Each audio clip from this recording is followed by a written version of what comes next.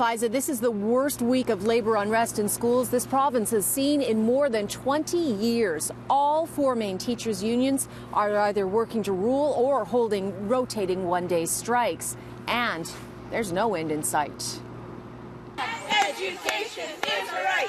We will not give up the fight. Elementary teachers are holding one-day strikes at select school boards every day this week, with more being planned for next week. Strikes by public high school teachers will impact 13 boards tomorrow, including Toronto's.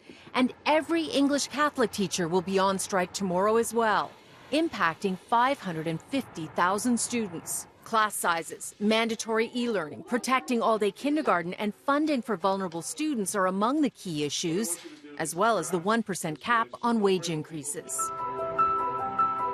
The government is clearly trying to win the PR war, with the education minister releasing this video on Twitter during the weekend. With headline after headline of labor unrest with past premiers. You're making it seem like this happens all the time.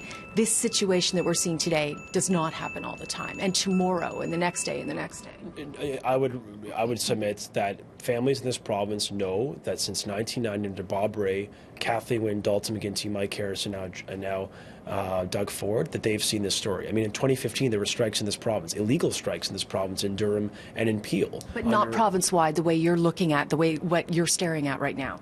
Fair enough.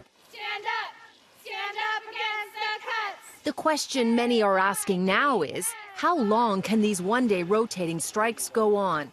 It seems quite a while. Unions are intentionally trying not to provoke the government into imposing back-to-work legislation. And even though the education minister says the strikes are having a negative impact, I think these one-day strikes are hurting kids. The government would have to make a case that the school year is in jeopardy before it could force teachers back to work. It's still fairly early in the year, and with strikes hitting boards sporadically, it makes it harder to prove. In other words, get ready for more of this. In theory, these one-day rotating strikes can go on for some time. They could, but there's a solution. And the solution is the minister picks up the phone, calls the mediator and says we're prepared to bargain, and we're prepared to bargain real issues at the table. Now, it's tough to keep track of all these rotating strikes, so if you want some help, grab your phone and see the QR code on your screen, point your camera at it. Our City News web articles will come up and they'll give you all the information that you need to know.